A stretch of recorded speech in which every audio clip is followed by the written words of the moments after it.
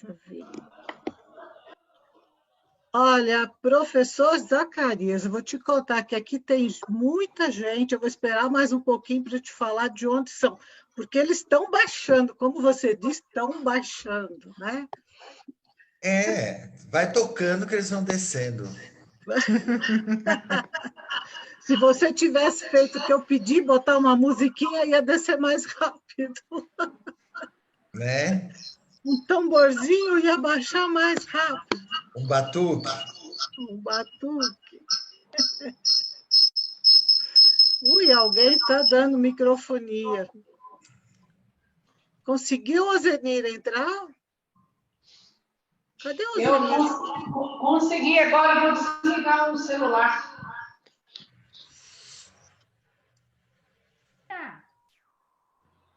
Oi, Sônia. Ó, Valéria. Oi? Oi, é Roseli, de Poços de Caldas. Oi. Oi, Roseli de Poços de Caldas. Ê, viva! Ó, Que eu até bom. pus assim, ó, quando a gente entra na tela e põe tem os 3 pontinhos, você pode pôr assim, seu nome e a cidade. Ah, que legal, olha lá. Pode pôr o nome e a cidade nos 3 pontinhos? Eu não sabia disso. A tela tem assim, ó, 3 pontinhos. Aí você põe lá, renomear. Aí você põe. Bem, vê se você consegue. Foi ontem, Aí isso que põe os aconteceu, 3 fez meu celular ficar doido. Eu já entrei lá, mas tá aqui. Tá aqui. Só que eu não estou conseguindo achar aqui. Eu preciso de desligar aqui, porque se eu não desligar aqui... Os bastidores iniciais, né? Sempre assim. Olha, já baixou bastante.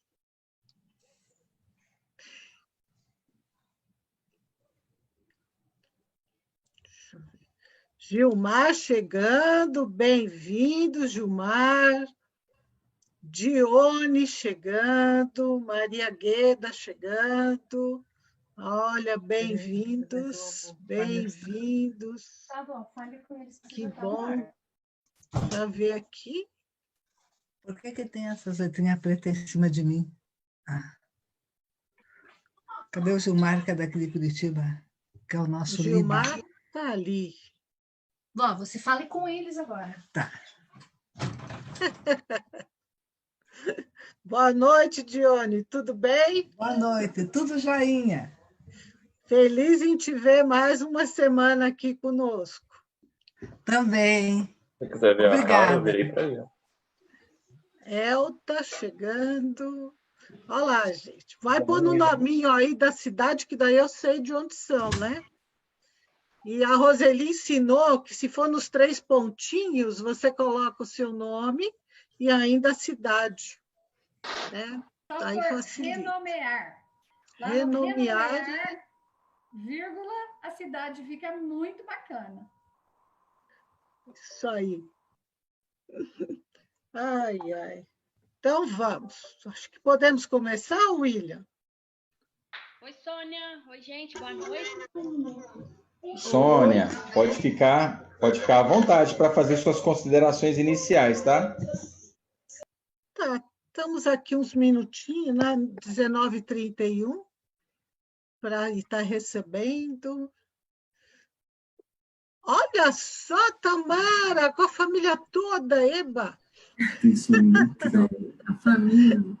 Olha lá, ah, Maurício e Lila, bem-vindos, bem-vindos, Sim. bem-vindos.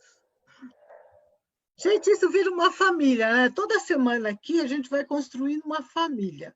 De vez em quando vem uns, de vez em quando vem outros, tem aqueles que vêm sempre. É uma família isso aqui, muito bom. Né? Conseguiu, Ozenir? Está pronta? Está toda linda de azul hoje para competir comigo, é? Ó.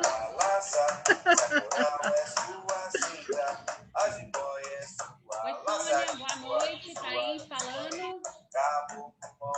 Thaís, bem-vinda, Thaís.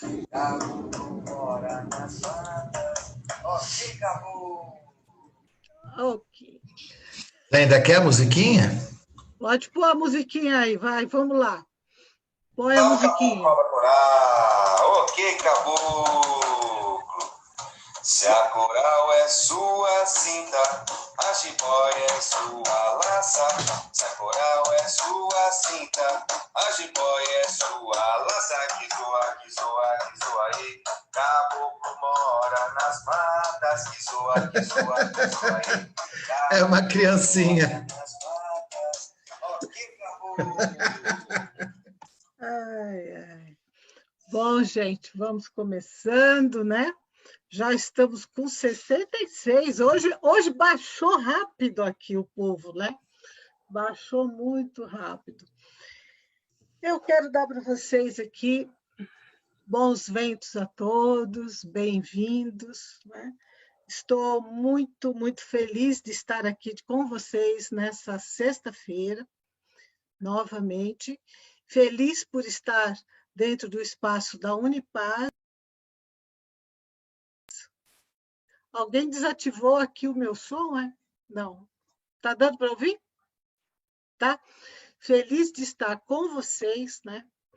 Para falar de um assunto bem gostoso, que são as múltiplas faces do sagrado, que eu acho que nesse momento nós estamos vivendo essas múltiplas faces de tudo quanto é forma nesse Brasil, né? Se não estamos vivendo independente ou no mesmo dia, várias vezes essas múltiplas faces, eu, pelo menos, eu rezo para todo mundo, oro para todo mundo, baixo a cabeça para todo mundo, faço tudo para todo mundo, né? Então, assim, meus respeitos a todos por estarem aqui, pelas suas crenças e pelos seus valores espirituais. E eu acho que isso é bem importante porque é um momento de confraternizar este conhecimento e confraternizar também as energias que se troca quando se fala deste assunto. E a Unipaz abrindo esse espaço para nós. Então, agradecendo aqui a Hélida de Oliveira, que é a nossa mentora, agradecendo a Leda, agradecendo a nossa equipe aqui, o William, Iosenir, Cláudia, a Ledinha chegou, né? Cláudia e os demais componentes do marketing, por nos auxiliar nesse momento aqui de aprendizado. Cada semana é um aprendizado e estamos realmente gratos com esse aprendizado. E essa semana, trazendo que vocês sabem que eu só convido pessoas queridas que eu amo. Então, tá aqui só tem queridos que eu amo, e vocês todos são queridos, né? Trazendo aqui o meu irmão de alma, de muitas vidas, para quem acredita em vidas passadas, vidas futuras, coitado dele, ainda tem vidas futuras pela frente comigo, entendeu? Ainda tem que resgatar muito. Né? O professor Dr. José Jorge de Moraes Zacarias. Ele é psicólogo, nós fizemos juntos uma formação há muito tempo atrás de psicologia analítica na Santa Casa de Misericórdia, quando a nossa vida começou a entrar o Jung assim afetivamente. Ele tem mestrado em psicologia escolar e tem doutorado em psicologia social pela USP. Ele é membro analista da JB, da Associação Junguiana do Brasil, onde atua como docente. E foi presidente da JB de 2017 a 2019. E também é membro analista da Associação Internacional de Psicologia Analítica. É autor do teste QATI, de avaliação tipológica, e autor e coautor de vários livros que vai falar tanto da psicologia analítica, como de tipologia humana, religiosidade, né, mitologia de matriz afro, né, e são publicados pela editora Paulus, Vettori, entre outras editoras que ele tem. Né? E essa noite ele vai nos presentear com o seu conhecimento, falando das múltiplas faces do sagrado com os fundamentos de Jung, porque Jung trouxe para nós esse conhecimento, né? E algo que é muito importante é entender como que Jung entra nessa história, porque quando se falava em espiritualidade, religiosidade na psicologia, na época dele, isso era místico ou patológico. E ele vai nos falar o seguinte: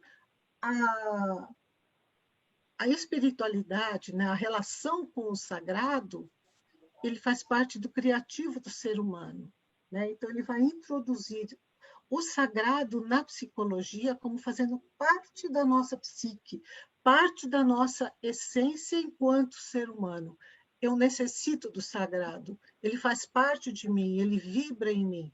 Ele não está direcionando para nenhum tipo de sistema religioso, ele está falando do sagrado, desse sagrado que está dentro do ser humano, né?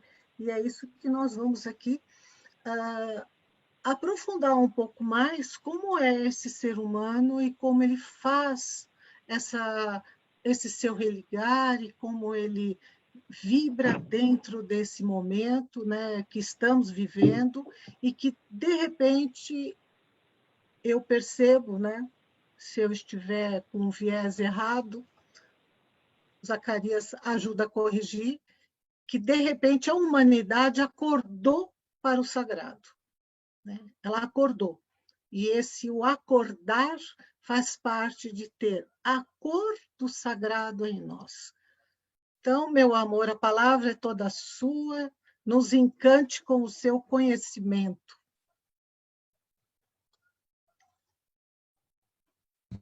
Está sem som. Agora vai ter. Sim. Chegou? Muito obrigado pelo convite. Então, agradeço a Unipaz o convite de estar falando com vocês aqui nessa live, estamos juntos. Agradeço a Leda, que gracinha. Estou aqui! Saudades, saudades. Também, muita. Bem-vindo. Obrigado, querida. Agradeço a Hélida, toda a equipe que está ajudando, né, a fazer esse momento. Agradeço vocês que estão aí para essa conversa, né, que a gente vai ter. Na verdade, é uma conversa mesmo, né, não seria uma aula especificamente, mas uma troca. A gente vai trocar ideias, falar algumas posições, algumas questões, né?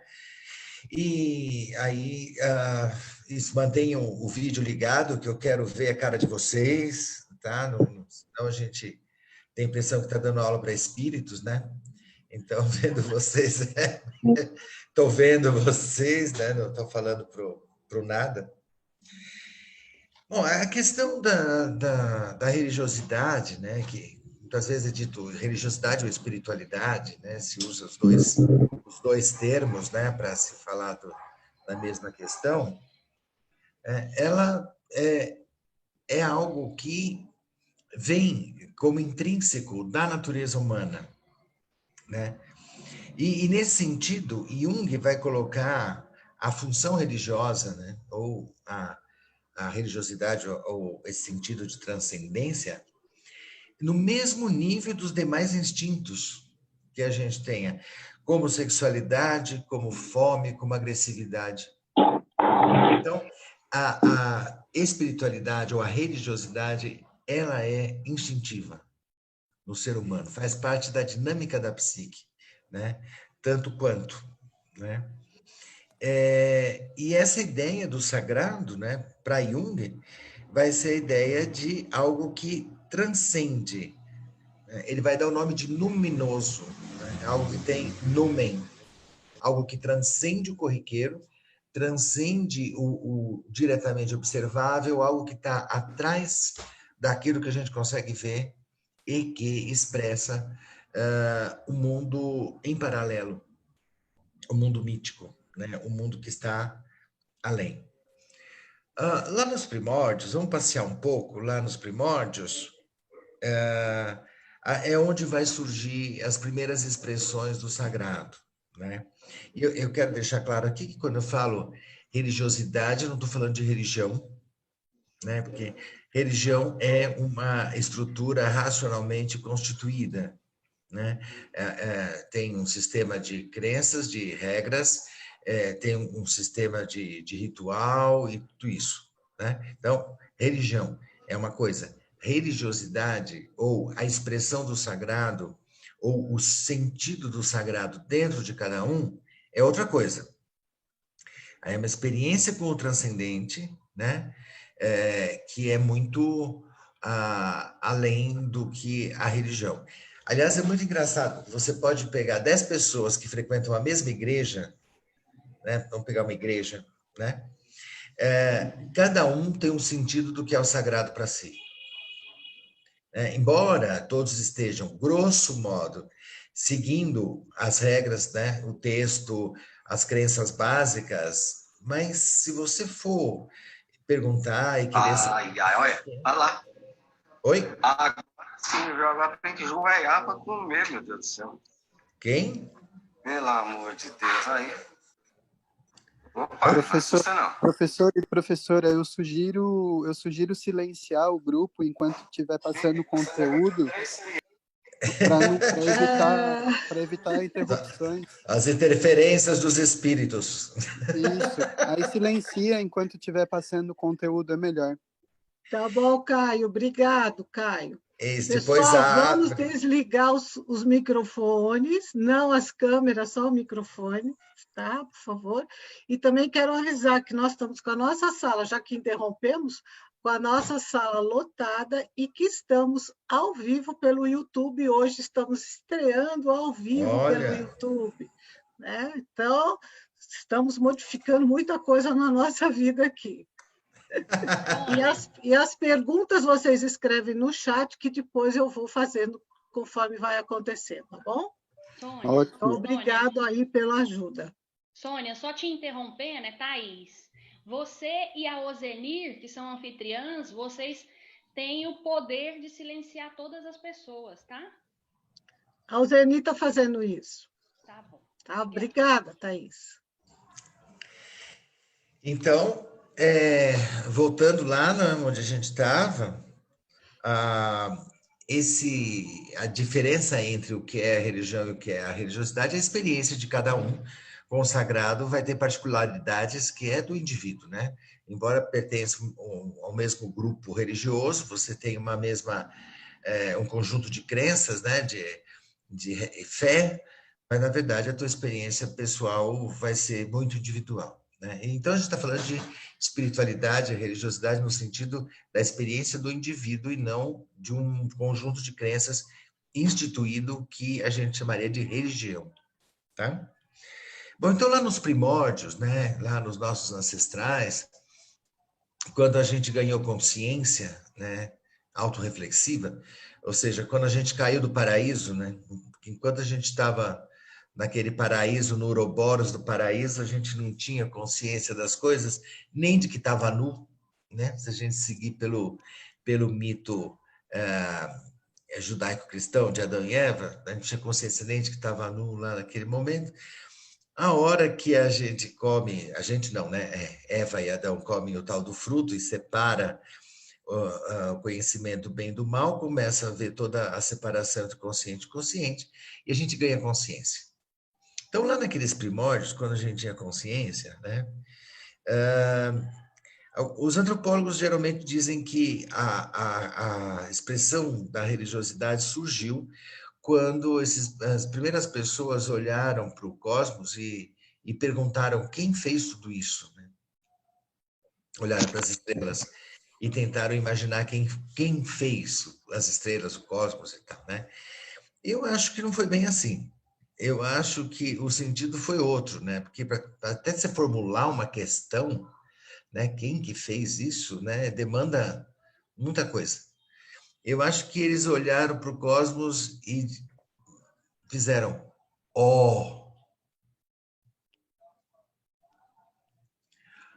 que lindo, né? Acho que o primeiro momento onde surge a expressão da religiosidade é o maravilhamento, não uma pergunta racional, né? É aquele espanto de que tem algo além aqui, tem algo que transcende esse concreto, tem algo que está além do visível. né? E a partir desse momento, eles começaram a criar, né, todo um conteúdo de conteúdo religioso com base na experiência religiosa desse maravilhamento, do Numen, né? E aí os conteúdos foram sendo projetados, os conteúdos do inconsciente foram vindo à tona, projetados na natureza, e os deuses foram sendo constituídos, né? Basicamente, a gente teria 2 deuses, né, originais, um deus cósmico celeste, criador celeste, e uma deusa mãe terra, né? Porque os 2 princípios básicos da criação, segundo a própria vivência das pessoas, né? Então, você tem um deus cósmico, mas esse está distante, né? Está muito, muito longe. E uma deusa mãe, do qual depende o meu sustento, inclusive, né? Depende a fertilidade dos animais, das plantas, da minha tribo, né? E o sustento disso tudo, né? Então, as 2 grandes características da deusa mãe, fertilidade e nutrição, né? Que são representadas nas figuras que eram constituídas dessa deusa mãe, que eram figuras femininas com ancas largas, portanto, parideiras, né, férteis, e seios fartos, portanto, nutridoras, né, repletas de alimento para alimentar. E a primeira imagem que se tem disso como ampla e transcendente é a Terra, né? Eu não estou dizendo nem Gaia, porque Gaia nem existia nesse tempo ainda, mas a deusa da Terra, que vai prover alimento, né? Então, ela vai fazer com que os animais sejam férteis, que eu possa caçá-los e mais tarde criá-los, né? Para o alimento. No primeiro momento é caça e coleta, no segundo momento vai ser a agricultura, quando surge a agricultura, então aí fica mais evidente ainda a ideia de que a terra fértil vai me dar alimento, né? E muitas vezes se tinha, inclusive, a ideia de que a deusa mãe cria de si mesma, quase sem a presença de um pai, né? Porque bem nos primórdios, né, tem uma diferença muito grande entre a relação sexual do casal e até o parto. São 9 meses, né? Então, muitas vezes, até esse meio do caminho se perde, né? E como a gente está numa cultura matriarcal aí, né, regida pela deusa mãe, então a gente vai ter como certeza, né, de que os filhos nascidos são filhos da mãe, né? Todos somos filhos da mãe, né? Isso certamente, né? Eu brinco dizendo que pai é luxo, né? Mãe é necessidade. Né? Sem mãe, a gente pode até nascer, mas morre de fome, né? Então, nesses primórdios, a Terra ganha essa dimensão sagrada, né, de nutridora. Então, a grande deusa, a primeira divindade a ser cultuada é a deusa mãe, né? Que é o fundamento praticamente das religiões, né? Em todas os caminhos você vai encontrar isso. Aí tem um monte de outras coisas que estão acontecendo nessa natureza, né? Que são fenômenos desta mesma deusa mãe, desse mundo, e que onde vão sendo projetados os conteúdos, né, do inconsciente, os conteúdos da psique, e aquelas pessoas vão vendo, neste contexto da natureza, as divindades. Então, já a deusa mãe é sagrada, a terra é sagrada, e as coisas também. Por exemplo, as árvores, os rios, as pedras, as montanhas, né? Culturas que viveram em torno de vulcões, né? Então os vulcões passam a ser sagrados, né? E os fenômenos da natureza, como o raio, o trovão, a chuva, né? Os ventos, né? Todos esses elementos da natureza, eles recebem a projeção do numen e se tornam sagrados, e aí a gente vê as várias divindades, né? Então, divindade de uma montanha, divindade de uma tal pedra, da divindade de um rio, divindade do mar, dos raios e tempestades, dos ventos, né? Do sol, da lua, e vem as divindades todas, vão se formando a partir dessas experiências que a gente vai tendo com a própria natureza, né? Aquilo que mais tarde, né, a ciência social vai chamar de animismo e colocar um estigma, né, a isso, né, colocando a ideia de que o animismo é um pensamento ignorante e primitivo. Na verdade, talvez o animismo seja a necessidade do resgate do valor dos ecossistemas, né? Porque, de certa forma, quando a gente hoje está pensando em ecossistemas e cuidando desse tipo de coisa, é como se a gente estivesse retornando a olhar o espírito do rio, o espírito do mar, o espírito da floresta, né? Então, de certa forma, foi a retirada do espírito da natureza pelo excesso de racionalismo da Idade Moderna que faz com que a gente tenha uma complicação tão grande hoje em termos de ecossistemas, né? Em termos de esgotamento do planeta. Curioso isso, né? Aquilo que a Idade Moderna, o racionalismo da Idade Moderna diz que era primitivo e ignorância, parece que hoje, se a gente não resgatar, em breve não teremos mais planeta sustentável, né?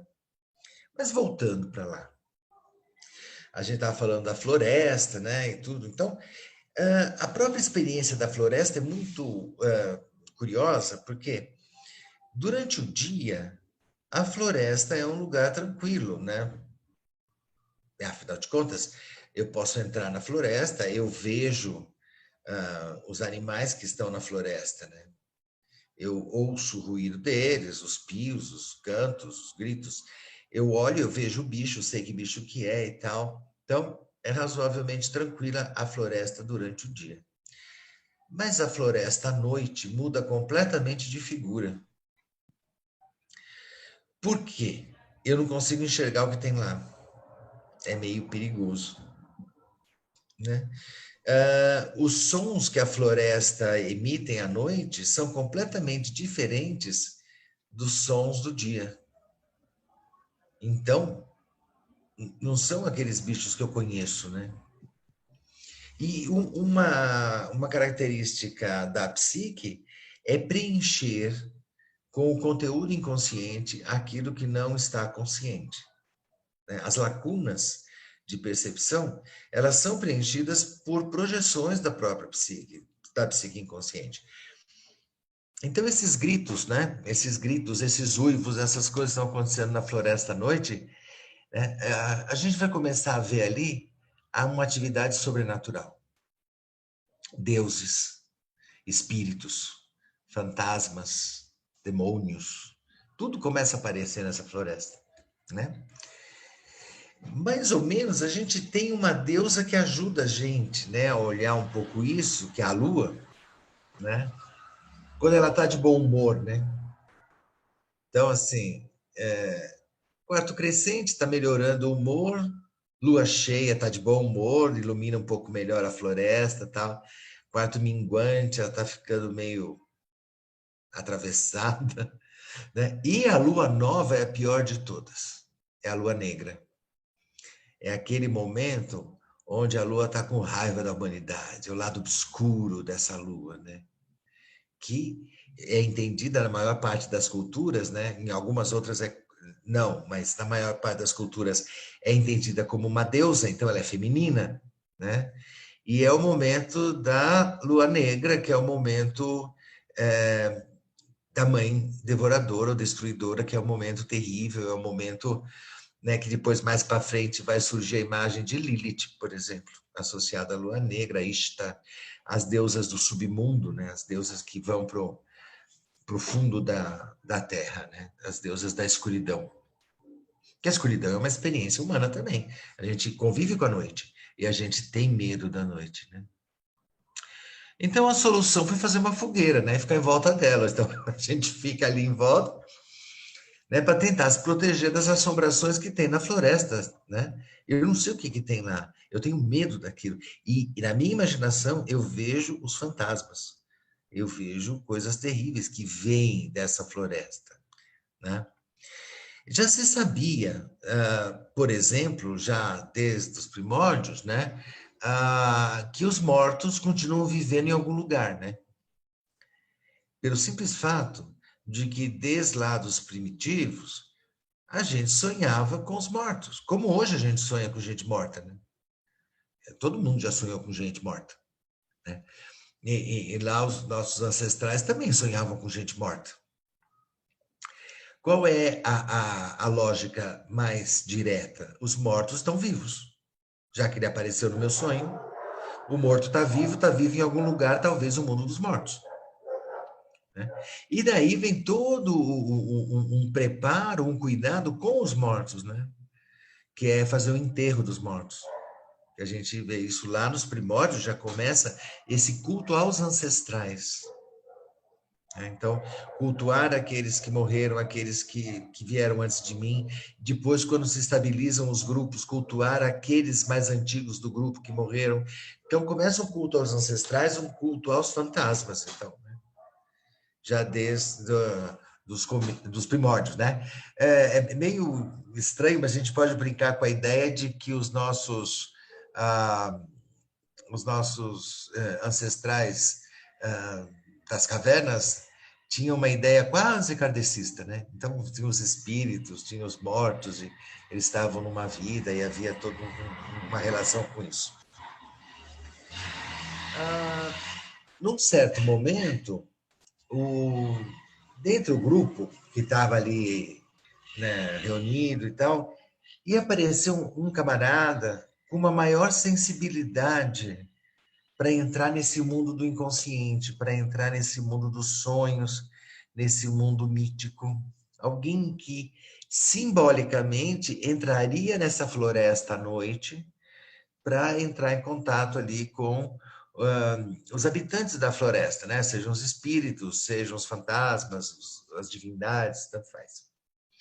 E esse camarada tinha uma habilidade de entrar num estado alterado, seja via uma bebida específica, seja via um fumo ou qualquer coisa do gênero, né? Ou as outras pessoas também poderiam entrar, mas esse especificamente tinha mais habilidade, e ficava, de certa forma, com esse indivíduo, a função de conectar e fazer uma ponte com esses espíritos, com esses seres que estavam nessa floresta à noite, com esses seres que estavam lá nesse outro plano do imaginário, do simbólico, né? Ele é o famoso e conhecido xamã, né? Ou para nós aqui o pajé, né? Ou o médium, numa linguagem mais moderna, né? Tanto faz. E essa habilidade de entrar nessa floresta à noite, de ver esse ambiente que está além do observável, né? Que ele desenvolve,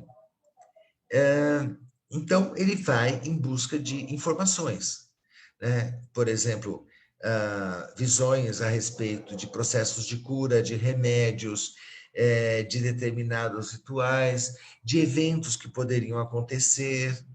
Então, ele trazia desse mundo espiritual, que aí vamos chamar esse mundo da floresta de mundo espiritual, esses conteúdos. Tá? Mas também, vamos pensar que entrar nessa floresta é um pouco arriscado, porque, afinal de contas, é um labirinto, né? Você pode se perder na floresta. Então, seria interessante que a gente tivesse um guia, alguém que guiasse esse caminho, né? Ora, para guiar alguém na floresta, nada melhor do que um animal. aí começa a surgir a ideia do animal de poder. O animal de poder para o xamã vai ser um guia, né? Como um mentor, hoje a gente chamaria de um mentor, do anjo da guarda, do orixá, pode botar o nome que quiser hoje, moderno, mas é a ideia de um guia que vai com ele nessa floresta e ajuda ele a sair de lá também, né? Para ele não ficar perdido dentro dessa floresta, né? E não voltar mais aqui para o mundo externo, né? É mais ou menos como um guia que levasse você para o mundo dos sonhos, mas te trouxesse de volta, né? Um psicopompo, a gente chamaria isso hoje, dentro da psicologia analítica, de psicopompo. Então, esse animal de poder, ele vai ser esse guia e ele começa a interagir com o xamã. E aí vai começar um tipo de transe, por exemplo, onde o animal de poder vai se manifestar no xamã. Não que o xamã está imitando o animal de poder, Campbell diz isso, ele é o animal. Né? Ele não está imitando o animal, ele é o animal naquele momento, onde ele está num estado de transe. Né? A gente sabe que estados alterados de consciência é algo que é conhecido desde os primórdios. Né? Então ele entra no estado de transe e ele é o animal. Esse animal, né? Vai fazer algumas coisas interessantes que vai dar início a um processo, né, que a professora Sônia vai gostar muito de ouvir. Então, esse animal vai andar. Só que ele vai andar em círculo e isto vira uma dança. Começa uma dança circular.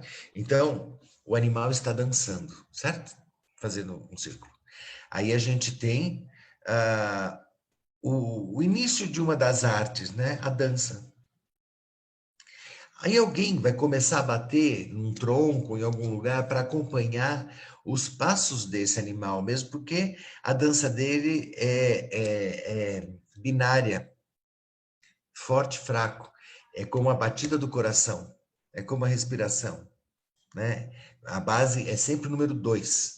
Então, forte e fraco, que são as oposições que estão lá no fruto da ciência do bem e mal, que Adão e Eva comeram, a oposição de novo.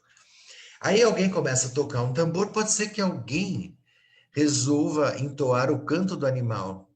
Aí nós já temos ritmo e melodia. Começou a música. A partir desse acompanhamento, a gente começa a pensar em objetos que vão representar a presença mágica do animal com a gente. Então, a gente começa a sacralizar objetos. Primeiramente, uma pedra bruta. Então, a pedra vai representar a presença do animal. Aí a gente já começou a ter as origens das artes plásticas. Porque essa pedra depois vai ser esculpida e vai ser desenhada. Né? Porque vamos desenhar as cenas do animal, o animal no campo, a caça, essa coisa toda. Então começam as artes plásticas a partir do ritual religioso, né? do contexto mágico-religioso que surge. Depois que a gente tem a escultura, a pintura e tal, aí alguém vai receber, por inspiração, a história do animal. Onde esse animal surgiu, como que ele surgiu, o que ele faz, barará. Aí a gente tem o surgimento do mito. E como mito, a gente tem as narrativas que são passadas oralmente, né, para todo mundo continuar sabendo aquele mito daquele animal de poder, e a gente vai ter, então, a literatura. Literatura, poesia surge daí, né? A partir do momento que a gente tem todas as estruturas, a gente vai encenar o mito. Então, vamos pegar o mito e vamos fazer uma encenação do mito, né? Então, a gente vai fazer uma encenação qualquer lá do mito, certo? Quando a gente faz a encenação do mito, a gente cria um ritual, aí a gente já está criando o teatro, que é a encenação da história, né? Então, a gente pode dizer que as artes brotam junto com as práticas religiosas. Elas têm sua origem simultânea. Tanto é que a expressão espiritual, religiosa, mítica, se faz através das artes, porque elas nasceram juntas, nesse começo, junto com os rituais, as histórias, as danças, as pinturas, esculturas, o teatro, as cenas, né? E também é interessante a gente pensar, né, que a gente costuma falar muito das tais mandalas, né? O pessoal adora mandala, né? Fazer mandala, né? O pessoal de arte terapia gosta de mandala. Vocês já pensaram que uma dança circular é uma mandala dramatizada? Né? Ao invés de ser desenhada, eu estou dramatizando.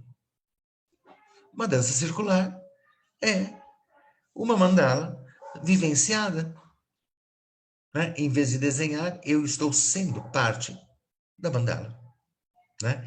Aí que tem todas as técnicas de dança circular, não sei o quê. E também tem, né, a dança circular, na verdade, ela é tribal, ela é antiquíssima, né? Então, ela vem em todos os povos, você vai encontrar em ritos religiosos danças circulares, e elas dizem respeito exatamente à roda do mundo, né? O círculo é o mundo todo, né? E daí que vem toda essa configuração mágica e mítica, né? Do círculo, das mandalas, das rosáceas e por aí vai. Bom, então as artes nasceram aí e a gente tem o animal de poder. Muito bem. Isso não aconteceu num ou outro lugar, mas em todos os lugares da Terra onde existiu um agrupamento humano. Deixa eu te interromper um pouquinho. Então, vontade. Então, o que nós vamos vendo? Que tudo, né, surge de uma coisa, não de uma coisa única, mas que surge quase que tudo junto. Né? Então, essa psique criativa do ser humano, ela é tão próspera, né, em criar coisas diferentes que se compõem. Então, de um som você faz uma música, uma dança, um movimento, uma pintura, né? E nós vamos agregando coisas. E ali nós vamos falar um pouquinho da arte-terapia, que é esse momento agora, no momento de você expressar a sua dor, a sua emoção, né? Essa ansiedade criativa, nós vamos buscar um contato com o que está acontecendo? Com a música, com a arte, né? Com a arte em geral. Então, as pessoas estão cantando mais, estão dançando mais, estão em casa, mas nós estamos recriando a nossa realidade. Né? E, ao recriar a realidade, nós estamos trazendo a arte de volta. A arte está fazendo mais parte hoje da nossa vida do que há 3 meses atrás. Estamos visitando museus, estamos pintando, estamos reorganizando a vida para assistir vídeos, filmes, ouvir mais músicas. Então, veja, a música volta, né? A arte volta para trazer o quê? Um ponto de equilíbrio dentro da nossa psique, que precisa ficar saudável. Né? Então, a busca do saudável se volta ao criativo. Pronto. Muito bem. Obrigada. Então a gente vê aí essas construções, né? E, a partir disso, algumas transformações vão ocorrendo. Esse animal de poder que vai sendo incorporado, né, e que se expressa em várias culturas, né? A gente vai ter tribos africanas, tribos da Ásia, da Europa, aqui da América, né? Depois da migração, sempre vai ter essa configuração, então vai ter essas figuras e esse fenômeno acontecendo. E o próximo passo vai ser, né, a construção das divindades praticamente meio animal, meio humano, né? Então, a gente teve animal de poder, a gente tem divindades que são animais, né? Por exemplo, a gente tem mitos aqui no Brasil, da nossa cultura indígena, da onça, né? Que a onça é um pai criador, né? Que cria um monte de coisa. A gente tem da cobra, a gente tem divindades que são relacionadas a animais, né? Animais totêmicos, né? Ou animais poderosos. Então, a divindade se expressa na força do animal. Passando mais um pouco o tempo, a gente vai ter divindades que vão ser meio uma coisa, meio outra, né? Divindades ou semidivindades, né? Por exemplo, as divindades egípcias todas têm uma cabeça de animal, né? Anubis, né, por exemplo, ele tem corpo humano e cabeça de chacal, né? E aí, então, a gente vê que Osíris, Horus, eles têm, né, a expressão de um animal também. A gente pode ver isso também no Velho Testamento, na visão de Ezequiel, né, onde aparece uma representação do divino, e aparecem 4 anjos que têm cabeças de animais, exceto um, que tem uma cabeça humana, né? Então, uma cabeça de leão, uma cabeça de touro, uma cabeça de águia, e um que tem cabeça humana, né? Que a gente pode fazer uma relação com os 4 signos cardinais do zodíaco, né? O touro, o leão, o escorpião e aquário. Então, dá para fazer cruzamento com um monte de coisa. Então, aparecem esses deuses que acabam sendo metade de uma coisa, metade de outra, até que as divindades começam a se expressar com o corpo humano, se tornam antropomórficas, né? Plenamente humanas, né? Com o corpo humano.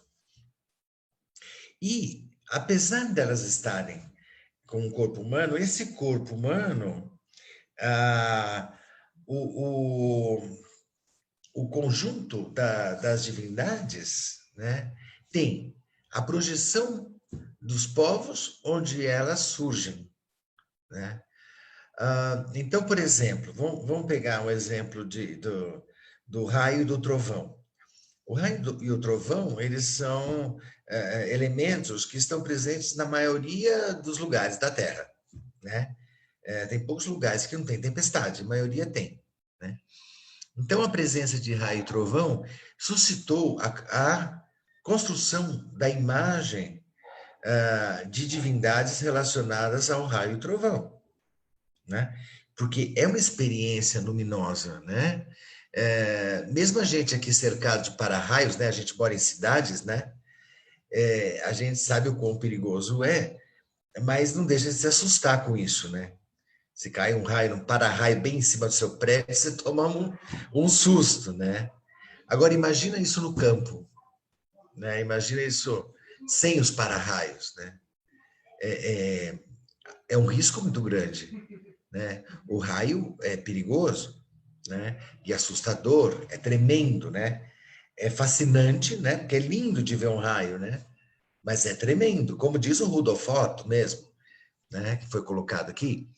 O Rudolf Otto vai dizer que o sagrado é fascinante e tremendo. Um raio é fascinante e tremendo, né? Uma tempestade no mar é linda, né? Se estiver no alto de um rochedo, vendo as ondas batendo, aquele vendaval todo, é lindo, mas dá um medo também desgraçado, né? Então, as experiências com o sagrado, elas têm essa característica do fascínio e do risco ao mesmo tempo, né? Assim como todas as experiências da natureza são assim. Então, a partir do momento que a experiência com o raio e trovão é percebida, né? E se tem essa experiência e se projeta nisso o sagrado, a gente vai ter a construção de deuses do raio e do trovão, né? E a ideia de que o próprio raio e trovão vai representar a fúria ou a justiça divina, né? Então, quando os gregos criaram Zeus, por exemplo, como ele era o mais poderoso dos deuses, o pai dos deuses, o manda-chuva do Olimpo e essas coisas todas, né? Que geralmente se estuda muito mitologia grega, o raio passou a ser atributo dele, né? Então, ele joga o raio em cima do povo embaixo, né? E uma coisa interessante de pensar que Zeus, ele tem cara de grego, né? Qual seria a feição de Zeus? De grego. Por quê? Uma divindade que surge na cultura grega, né? Agora, lá no norte da Europa também cai raio e trovão, né? E as pessoas identificaram essa divindade como Odin ou Thor, né? E como que eles são, né? É um pai e um filho. Como é que eles são, né? Provavelmente loiros, né? Pele muito clara, de olhos azuis, né? A gente pode ver no cinema aí, né? O Thor, por exemplo, como foi representado, né? E por que Thor é loiro de olhos azuis? Por quê? Aquele povo nórdico era assim, né? E como que eu vou ver um Deus, vou imaginar um Deus? Com a minha cara, com o meu jeito, né? Esses raios e trovões caíram aqui no Brasil também, né? E alguns grupos, tem vários, né? Mas os Tupi-Guarani vão identificar esse fenômeno da natureza com Tupã, ou Tupana, né? E Tupã, se você perguntar como é que é o jeito de Tupã, parece um índio. Tem cara de índio, né? O mesmo aconteceu na África, né? Na África aqui ocidental, né? Na região do Benin, Daomé. E como que aqueles povos imaginaram um deus do raio e do trovão, né? Deram o nome de Xangô, e ele é negro, forte, um rei, né? O rei da justiça, né?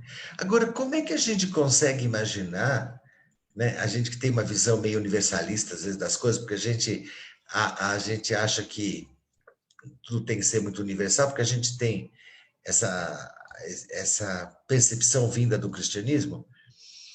Se um Deus é do raio e do trovão, como é que ele pode ser negro num lugar, loiro no outro, índio no outro?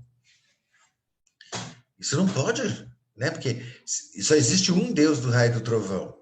Não pode ter mais de um, né?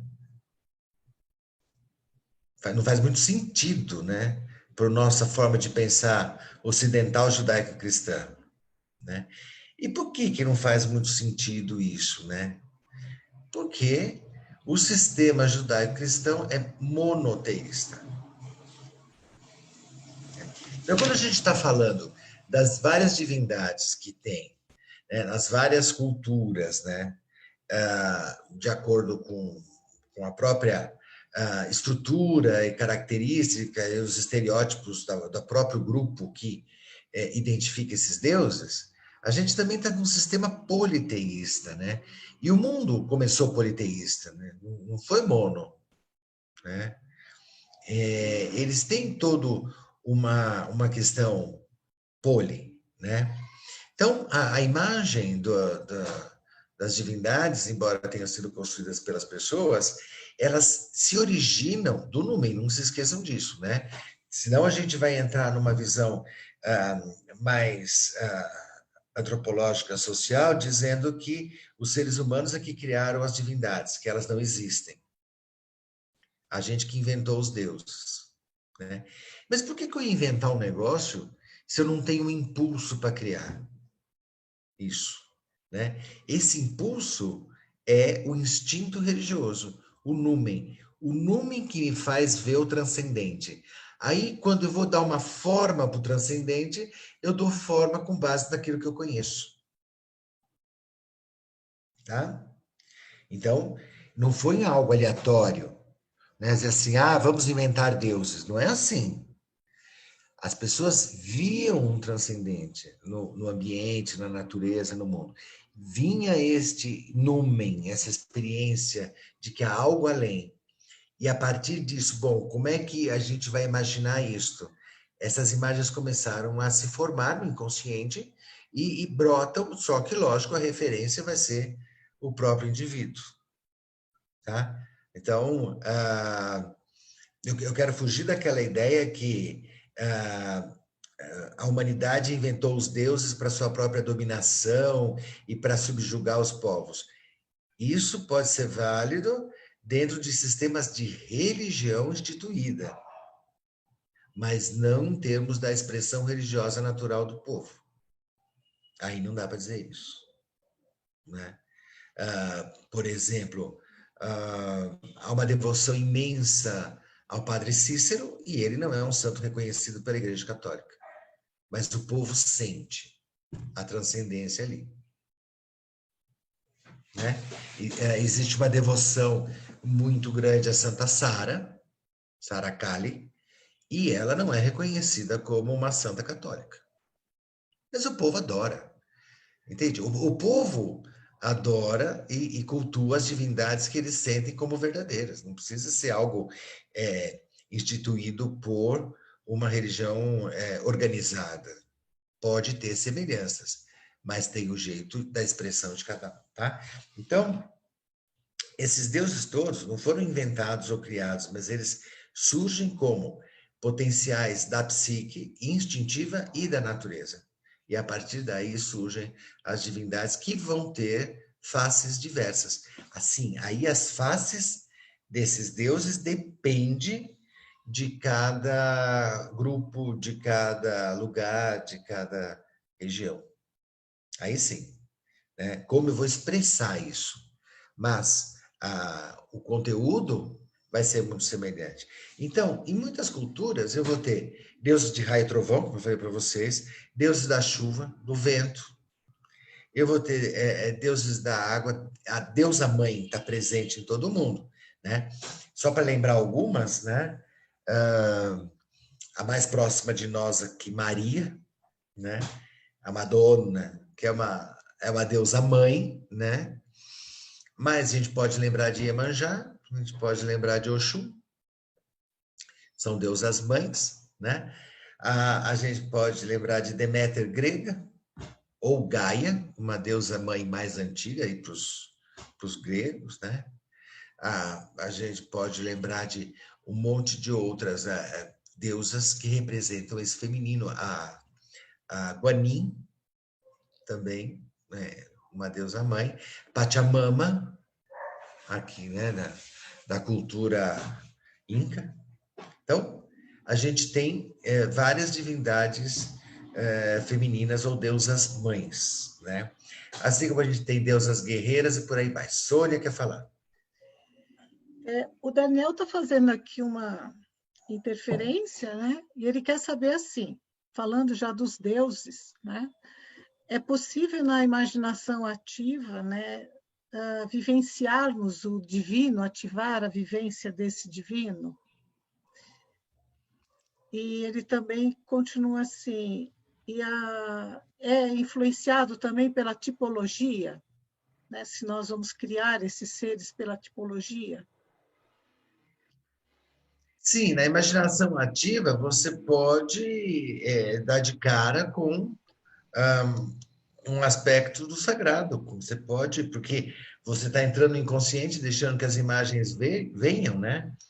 Elas espontaneamente vão se apresentar e elas você pode de repente ter uma imagem que remete ao sagrado, como a gente pode sonhar também, né?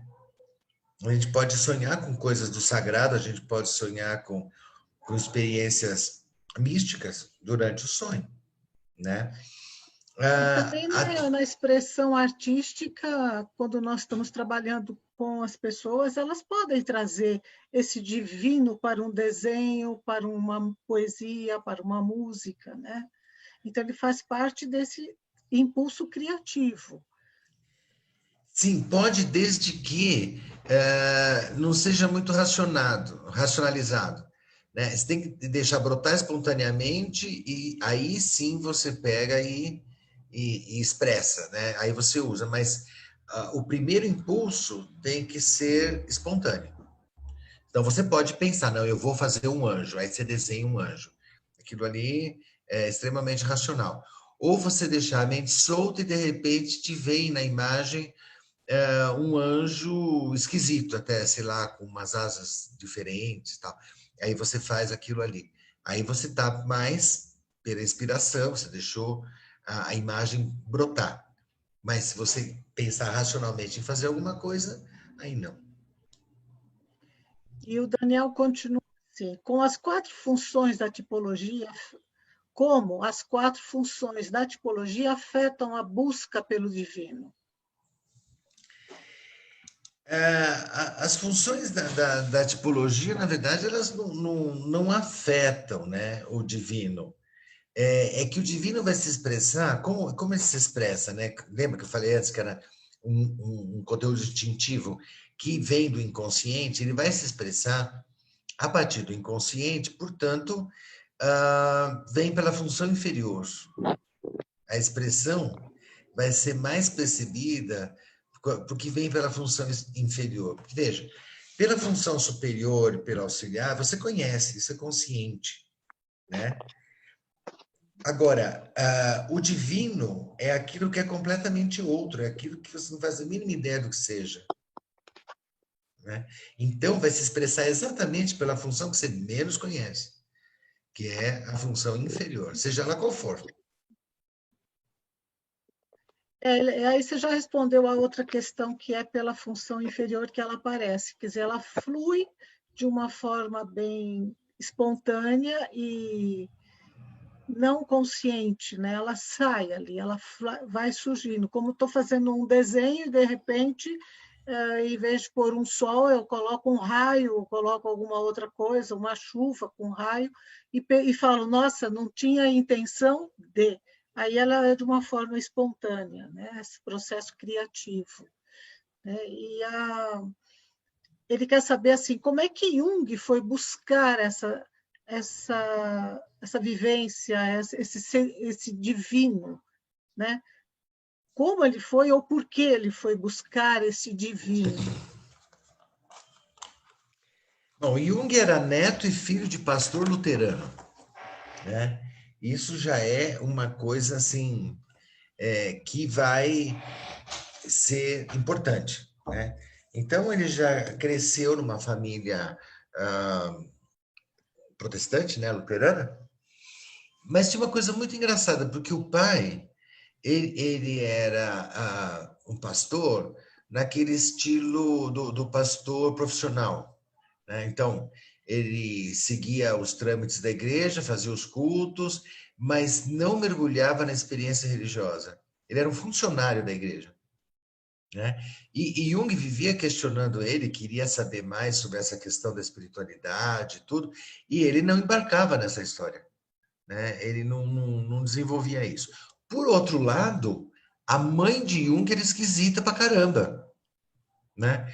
Porque na história da família dela tinha um monte de médium, né? E ela mesma tinha umas coisas meio esquisitas, assim, meio mediúnica, né? Tanto é que Jung dizia que durante o dia ela era legal, mas à noite eu ficava com medo dela. Era meio estranha, porque... Então tinha uma polaridade aí de coisas, né? Além disso, ainda tem os famosos sonhos de Jung, né? Ele, com 5 anos, ele tem um sonho, né? Que ele desce num buraco que tem atrás do presbitério da igreja, né? No chão, e lá dentro é uma espécie de um templo cavado, numa caverna, né? Então, olha que coisa antiga. E ali na frente tem um trono e tem um falo em cima do trono. Né? Tem um tronco com olho em cima, é um falo. Né? E isso era uma divindade a ser adorada. Né? E olha que interessante, de novo falando das várias faces, né, do sagrado, tem o sonho do Jung com o falo, tem o falo do Príapo, que é aquele que vai trazer fertilidade para os campos, tem o Lingam, né, no hinduísmo, né, que eu falo de Shiva, né, tem o princípio criador masculino como um falo, e aí vai. Né? Então, essa é uma divindade antiga, digamos assim como a Iole, né, também, que é a da grande mãe. Então, ele com 5 anos tem esse tipo de sonho. Depois, lá pelos 10 anos, 11 mais ou menos, ele está voltando para casa, aí ele tem uma visão, ele vê a catedral, né? e ele vê um trono em cima da catedral, e aí ele não quer dar sequência para esse tipo de ideia, né, que vem na cabeça dele, ele foge porque ele acha que é uma ideia pecaminosa, aí ele fica lutando com essa ideia um bom tempo, até que ele não aguenta mais, e deixa que a imagem venha. E aí volta a fantasia, né? Então tem a catedral, tem um trono, Deus está sentado no trono, e de trás do trono cai um excremento em cima da igreja e demole a igreja, né? Falando em português castiço, né? Literalmente, Deus cagou na igreja e demoliu a igreja, né? Sendo mais, né, castiço aqui para a nossa linguagem. E quando ele solta essa imagem e deixa que ela venha, ele sente não as chamas do inferno, como ele imaginou que ia ser condenado, porque esse tipo de imagem é um grande pecado, né? Mas ele sente uma libertação. Ele se sente extremamente feliz e alegre com isso, né? Fazendo um parênteses, o que a gente pode tirar dessa imagem que Jung traz, dessa visão que Jung traz, né? Que Deus está além das religiões instituídas, ele faz o que ele quiser, né? Ou seja, a experiência religiosa do indivíduo, a manifestação do numen, do sagrado no indivíduo, pode contradizer completamente aquilo que o indivíduo acredita como sendo a verdade religiosa. Porque a verdade religiosa que ele aprendeu veio de fora como ensinamento, só que a experiência é o fenômeno que se coloca. E o fenômeno, como ele se dá, é muito mais forte do que ideias aprendidas. Ou seja, o fato é sempre superior a qualquer hipótese ou teoria, né? Eu posso achar que eu aprendi desde criança na minha casa, depois na igreja, que Deus é verde. De repente ele se mostra roxo. E o que é mais forte? O que é mais intenso? O Deus roxo, porque ele se mostrou para mim. A experiência do fenômeno é muito mais forte do que um conceito sobre o fenômeno. Não sei se era isso, Sônia. Então, algumas pessoas aqui dão um pouquinho de dúvida assim. Então, houve um rompimento do Jung com a igreja? Ah, sim, ele sempre teve uma discussão muito grande com o pai, né? Uma dificuldade de lidar com o pai, porque o pai não aprofundava, né? Tanto é que foi essa questão que levou ele a se vincular afetivamente a Freud. Que quando ele conhece Freud muito mais velho que ele, né? Freud era uma pessoa profunda, assim, do ponto de vista do que ele queria investigar, e ele viu em Freud, né, ele projeta em Freud um pai profundo, que é o que ele buscava no pai dele e não encontrava. Lógico que todo esse caminho que Jung faz, ele, na verdade, ele não deixa a religião no sentido de numen, ele aprofunda mais ainda, né? Tanto é que, além daquelas coisas que ele tem aprendido no protestantismo, ele se aprofunda no catolicismo, né, no simbolismo católico, ele vai para a alquimia, que é uma forma de expressão do sagrado, né? Ele vai estudar as religiões orientais, ele vê a presença desse numen universalmente em todas as manifestações religiosas do mundo, né? E aí ele consegue perceber que, para além de regras, né, as religiões estão se efervescendo na experiência humana. Daí que ele traz essa ideia de que a religiosidade é equivalente a um instinto, né? Porque ela está presente com várias expressões, várias faces. Os deuses têm expressões diferentes, as experiências religiosas, mas elas mantêm uma base comum. Elas mantêm um substrato que é similar em todo o mundo, né? Que é essa experiência do luminoso, transcendente e a construção de mitos né, divindades e contextos semelhantes. Em várias culturas aparecem basicamente os mesmos deuses, né, quando se fala em politeísmo. Né? Então, para quem quer interessado nessa história, né, do Jung, eu acho que aquela Memórias, Sonhos e Reflexões é um livro que ele publicou. Excelente. Ele dá um início e ele conta toda essa passagem da vida dele, né? Desde a infância, por isso é Memórias, Sonhos e Reflexões.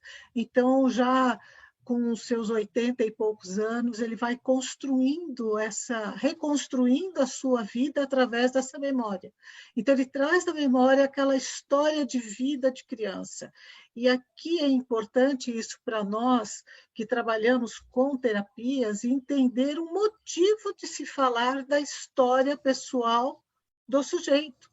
Então, não é só o hoje, o aqui e agora, mas entender, né, como ele narra a própria história, como ele vivenciou a sua história na infância e até chegar hoje.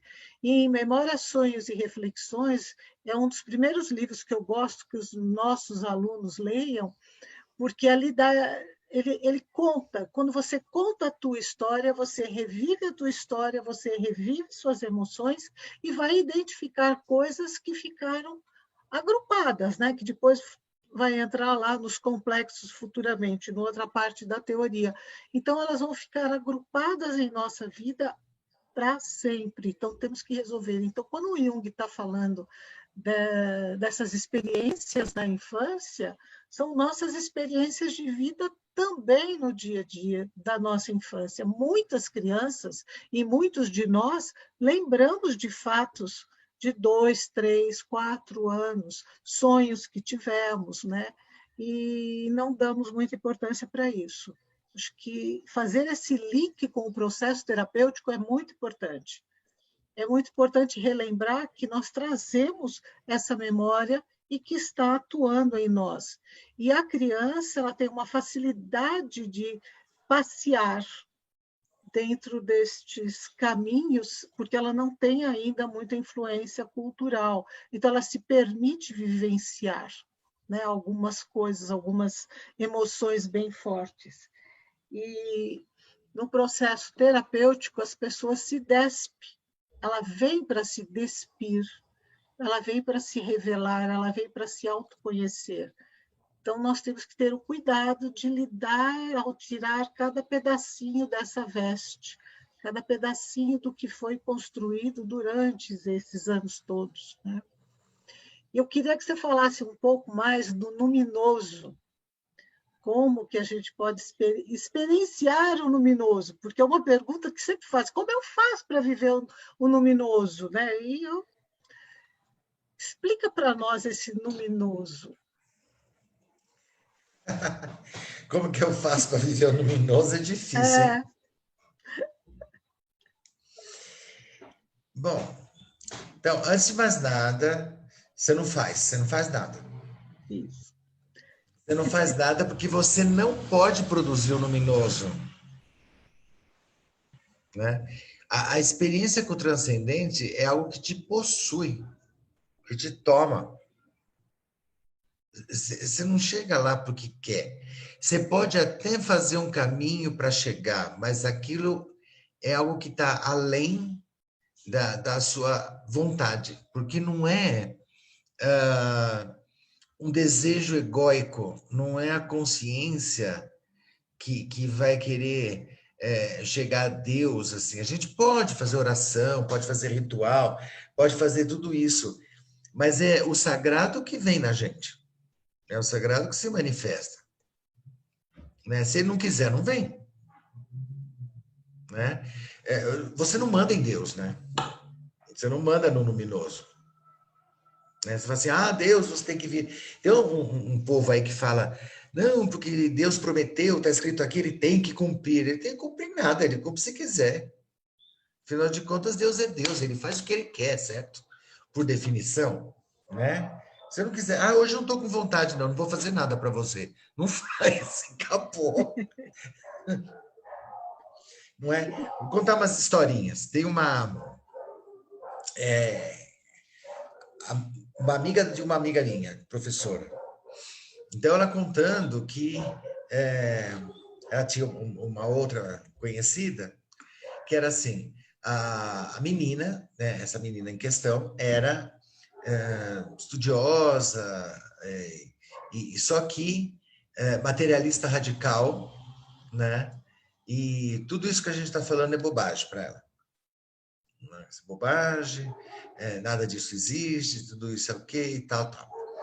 Muito bem, aí ela resolveu ir para a Europa, porque ela queria ir para a Europa e tal, e convidou a mãe, né? Ia levar a mãe, moravam as duas junto.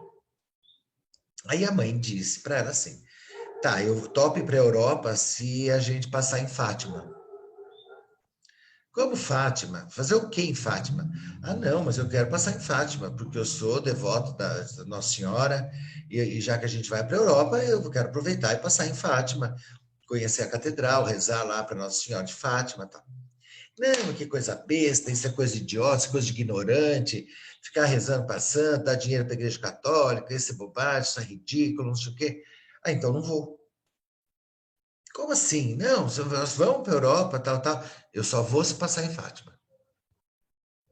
Aí a filha falou, tá bom, vai. Vamos fazer aqui a vontade ignorante que você tem de passar em Fátima, coisa besta. Mas tudo bem, vai, já que esse é o único jeito, então a gente passa um dia lá em Fátima para você conhecer. Tá bom. Aí a mãe ficou feliz, né? Não ligou pro que a filha estava falando, importante é que ela ia passar em Fátima. Aí... lá foram as duas. Quando chegaram na porta da catedral, essa menina materialista caiu de joelhos e começou a chorar, compulsivamente. E foi de joelhos até chegar no altar. Inclusive tinha umas freiras lá que... O que aconteceu? Minha filha está passando mal, não sei o que e tal. E a menina não parava de chorar. Ela foi invadida por uma emoção tão intensa, tão grande, que quebrou o ego naquela hora. Ela não aguentou. E não tem como explicar isso, né? A não ser que o luminoso te toma, o luminoso te pega e te obriga. Por exemplo, esse é um exemplo que eu dei, né? Mas uma pessoa tem o impulso de fazer um texto e ela não consegue dormir enquanto não escreve. E às vezes vira noites. Ou fazendo uma obra de arte, né? Bach tinha muito dessas coisas, né? De repente ele era tomado por algo luminoso e ele ficava, né? Tem uma história, né, que conta que quando Handel, vocês conhecem Handel, George Friedrich Handel, ele compôs o Messias, né? Lembra o Messias de Handel? Quando ele começou a compor o Messias, na verdade ele pegou o libreto, né, o texto, se fechou num quarto, ele, o cravo, e ele compôs aquilo em 14 dias, né? 14 dias é o tempo para um copista copiar a partitura.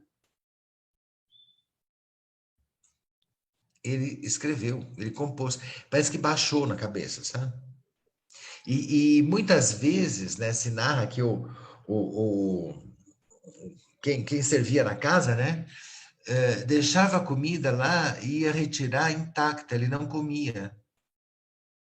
Né? E uma vez que esse empregado chegou lá com a comida, o Handel estava com a pena na mão, o olhar perdido assim, no espaço, parado, travado, né? Ele tinha acabado de compor Aleluia. Né? E ele diz que tinha visto na frente dele o céu aberto e o próprio Deus. Ele foi tomado pelo luminoso, né? E vejam o efeito que essa música de Handel causa até hoje nas pessoas. Então, né? O luminoso toma e faz acontecer. Ou quando você vai em busca dele, você vai, por exemplo, numa devoção religiosa, você pode ter experiência com o luminoso, ou não, você pode ser uma pessoa que nem entende nada dessas coisas, de repente você é tomado por aquilo. Pode vir num sonho. Você pode ter um sonho com o luminoso e é um negócio do outro mundo, né? Não sei se alguém de vocês já deve ter tido esse tipo de sonho. Você acorda num estado emocional tão intenso que dura umas 2, 3 semanas aquela experiência. É quase como se você acordasse num estado de graça. Existe esse tipo de coisa. Então, o luminoso te toma, na verdade, né? Deus se apresenta. É o que é chamado de epifania, né? Deus se mostra e aí você tem essa experiência, né? Deus, os deuses, quem você quiser, né? Sônia. Então, essa vivência do luminoso, ela é tão importante que alguns conseguem elaborar de uma forma criativa e compor uma poesia, uma música, uma arte, uma expressão, fazer uma escultura, como também pode enlouquecer, né? Quando é muito forte e a pessoa não tem uma estrutura de ego ali para abraçar toda essa vivência, ele pode enlouquecer. Então, nós temos o Arthur Bispo do Rosário, que teve essa visão do luminoso, mas como ele já tinha uma propensão à esquizofrenia, porque temos que entender também a propensão de cada uma, né? Ele vai desagregar. Então, tem toda uma história do Arthur Bispo do Rosário, que eu acho que alguns aqui conhecem, né? Tem a biografia dele escrita, quando ele vê 7 anjos descendo do céu, em plena praia de Copacabana, e que conversam com ele. Então, é uma vivência muito intensa, né, desse luminoso num local que não tem nada a ver, é uma praia, assim, nada a ver, que eu falo, não é um espaço, como alguém está perguntando, só acontece em espaços religiosos, não, acontece em qualquer lugar na natureza, né? E ele compreende que aquilo é grande demais para ele.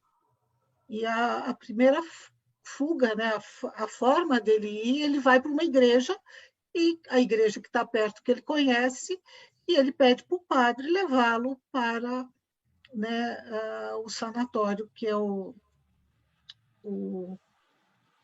hospício de Jacarepaguá. Agora eu não lembro o nome direitinho, não.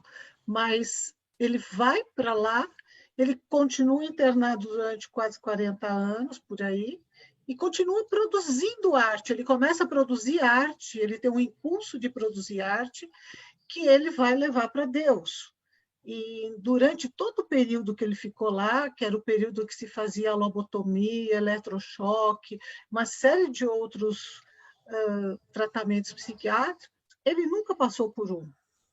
Quando ele sentia o impulso do luminoso, ele se trancava, né?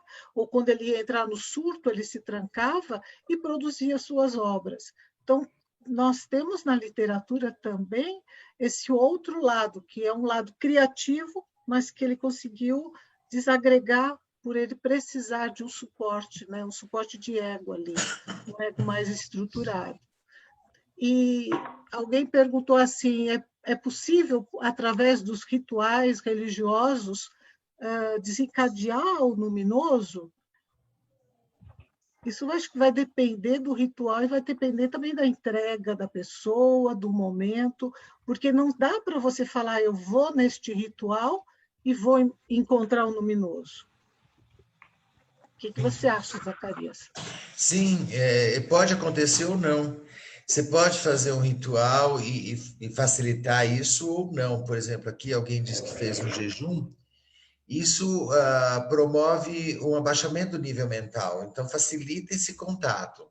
Assim como um mantra, você ficar seguindo um mantra, você rezar o terço, né? Qualquer coisa que se torne, de certa forma, hipnótico, pode facilitar.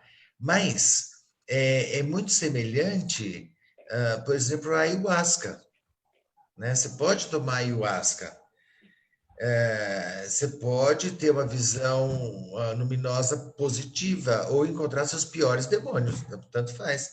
Não deixa de ser luminoso também, né? Se tiver desagregado um lado luminoso de um trevoso, o trevoso também é luminoso, mas ele é muito mais pesado, né? Se estiver desagregado internamente. Isso. E a Denise Nage me ajudou aqui, a Colônia Juliano Moreira. Obrigado, amor. Isso. De vez em quando a memória some. É a idade. É a idade. Alguém falou aqui, né, que o pessoal vai para o Freud como pai, não sei o que e tal, né? Vamos lembrar que dá para a gente fazer um gancho. O Freud vem de uma tradição judaica, né? E ele foca muito, por exemplo, em Moisés, monoteísmo e Javé, né?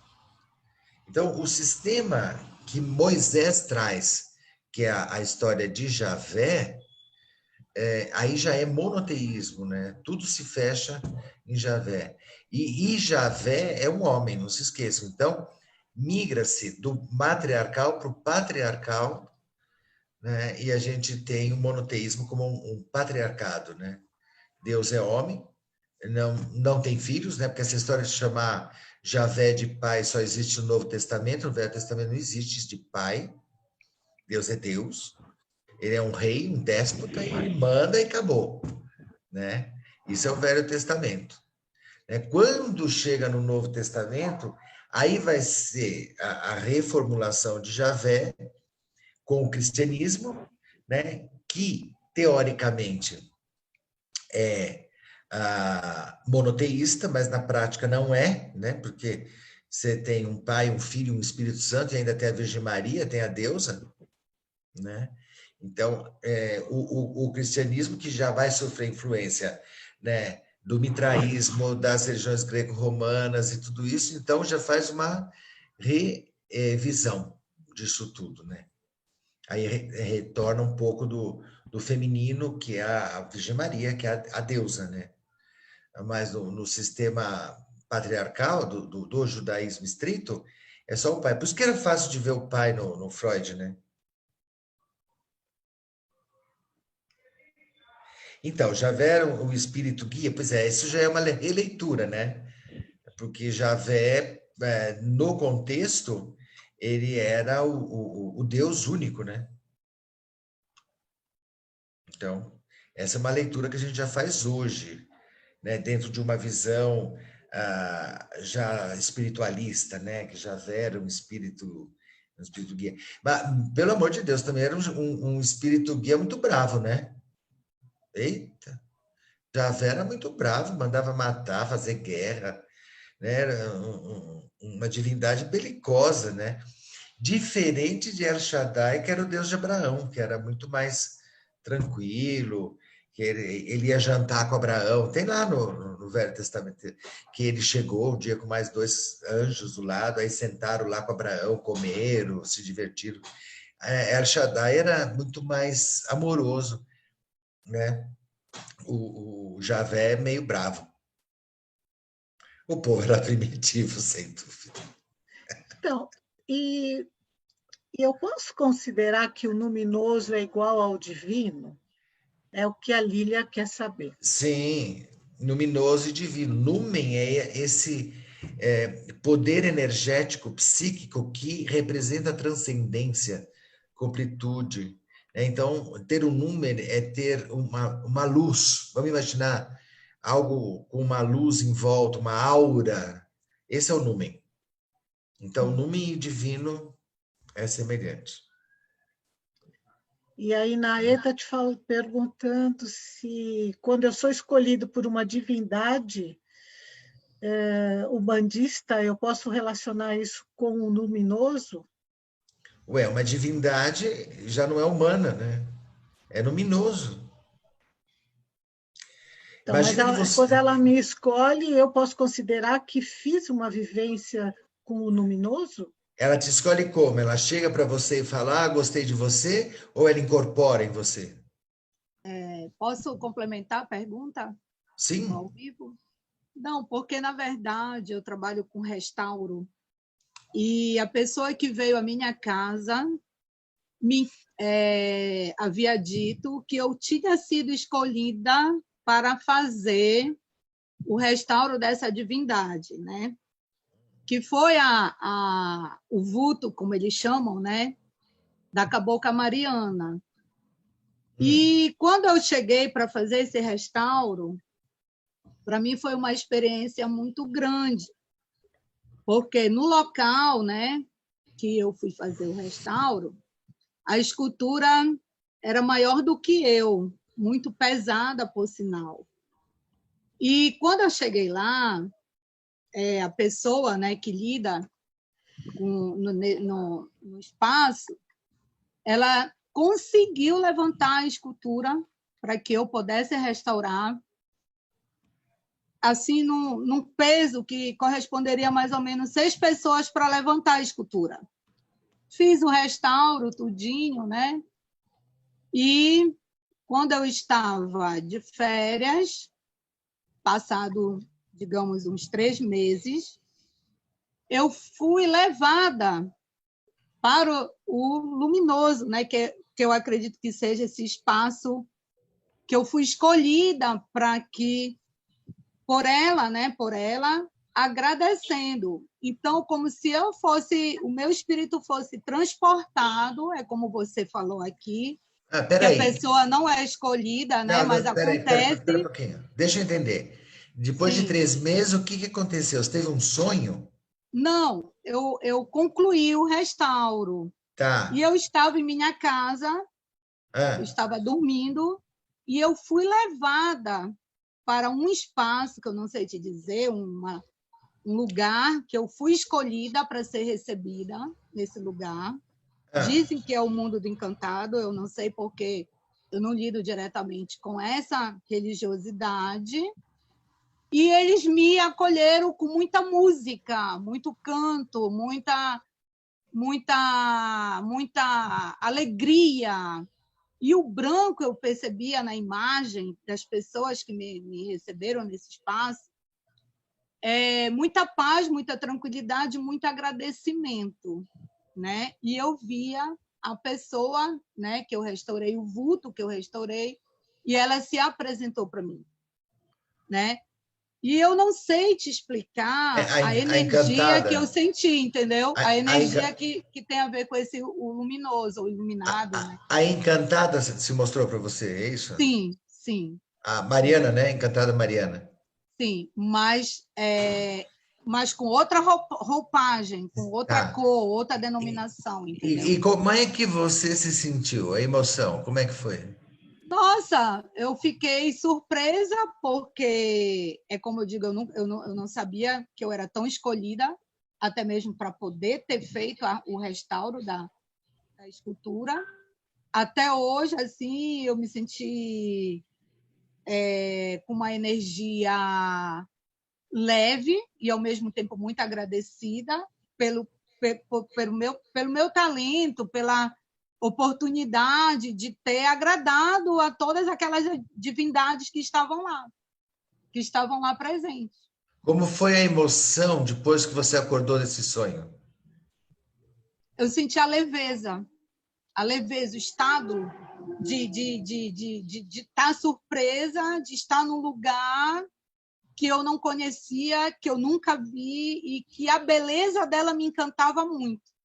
A beleza física da entidade me encantava muito. De alegria. Tinha alegria em você? Sim, tinha um contágio muito grande, que as pessoas me recebiam com muita alegria, entendeu? Não mas em mim, sim, passava essa alegria. A hora que você acordou. Sim. Estava intenso? Essa energia. Estado intenso de alegria, entendeu? Então, foi um sonho com conteúdo do luminoso. Pois é, a pessoa não sabe explicar a emoção, eu passei isso, eu perpassei isso. É como você fala, não foi todo o tempo que eu havia, já tinha acontecido isso comigo, não. Foi a primeira vez, depois que foi terminado tudo isso, eu não estava esperando o momento, eu não sabia que eu ia ser levada para esse lugar, que eles iam me receber com uma festa, né? Não sabia. E eu senti uma emoção muito grande, porque a gente que acredita na bondade, tem esse foco centralizado, né, da energia, e a percepção de uma mediunidade, né? Porque às vezes eu vejo, né? Vem mensagens para mim, mas eu não sei lidar. Eu não sei lidar com determinadas informações, entendeu? Mas é uma experiência com luminosos. Bonito. Amores, amores, deixa eu interromper, porque senão nós vamos passar a noite, né? Porque o nosso tempo nós temos tempo, né? E acabou, o tempo acabou mesmo, então nós vamos ter que Olha, eu tinha certeza que se eu convidar a Leda para uma noitada bater o papo, ela topa comigo. Olha, se deixar, nós vamos ficar todos aqui até Acertou, Zacarias!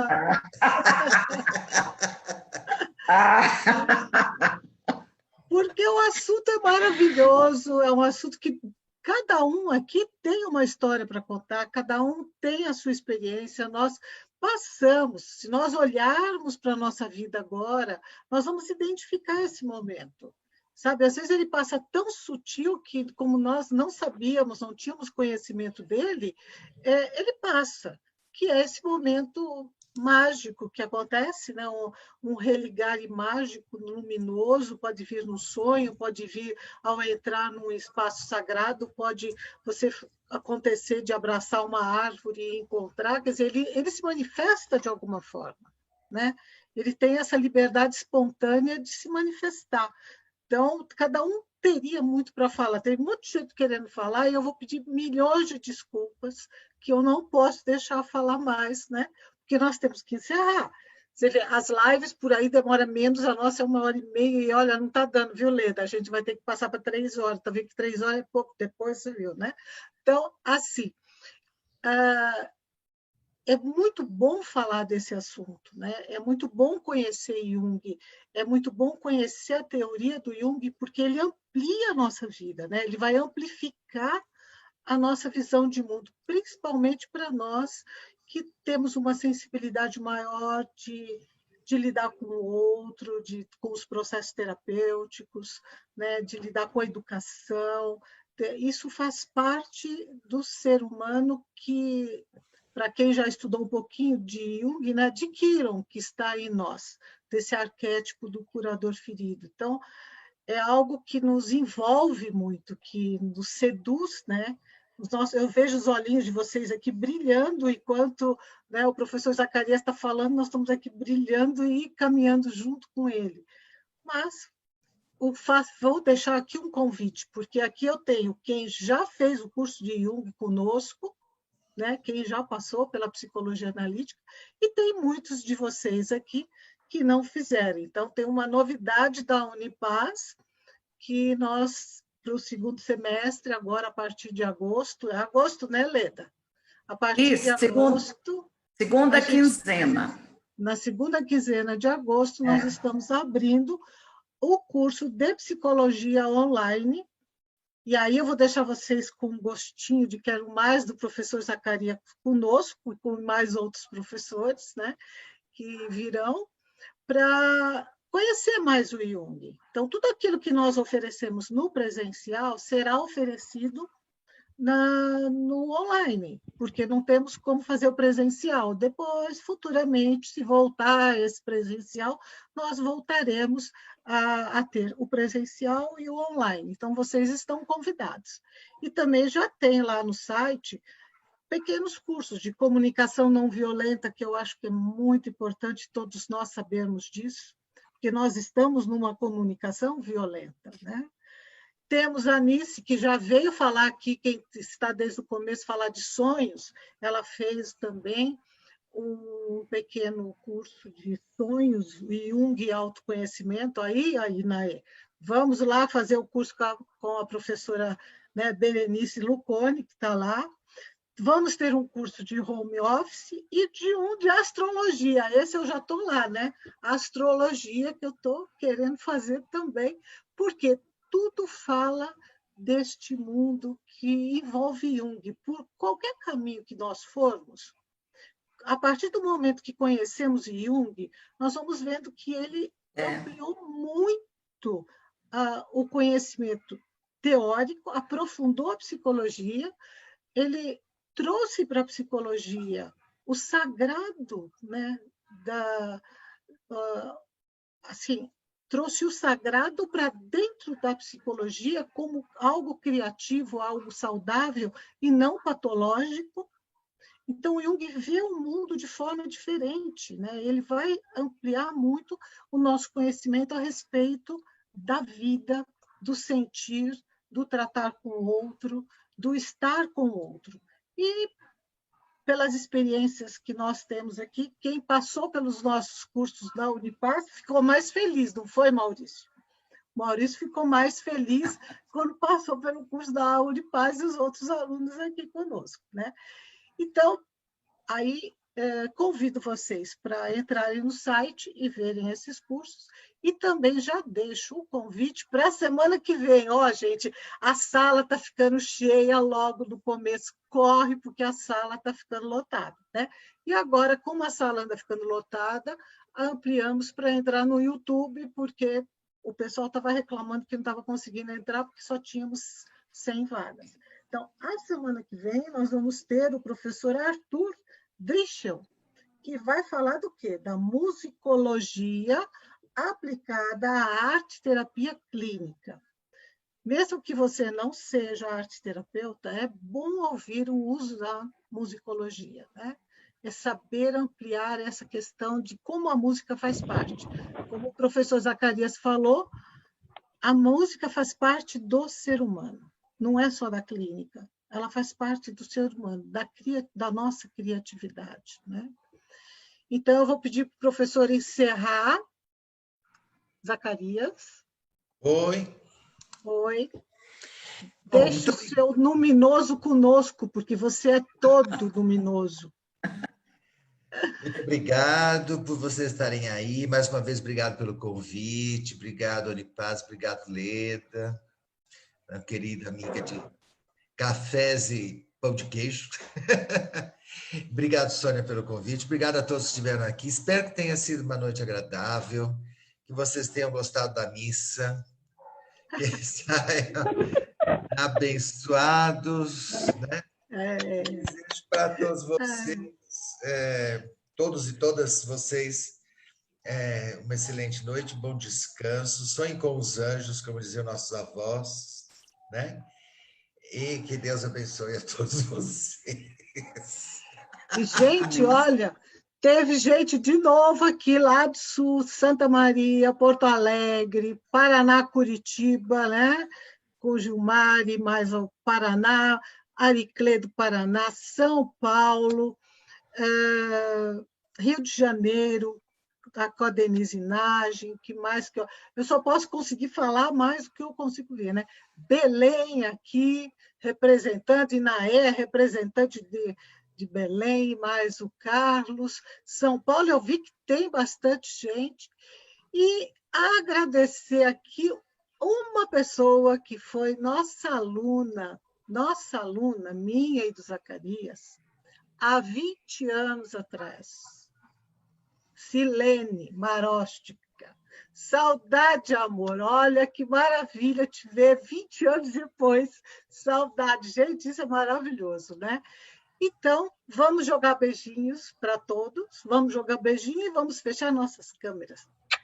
Beijinhos, beijinhos. Tchau, tchau. Beijo, professor. Beijo, obrigado. Tem aqui, olha, o café, o pão de queijo, a cama para você dormir. Venha para cá, tá bom? Obrigada a todo mundo. Boa noite. Tchau, gente. Até sexta. Obrigado, Obrigada, Sônia. Tchau, Sônia. Tchau, Filha, fecha a Jurema.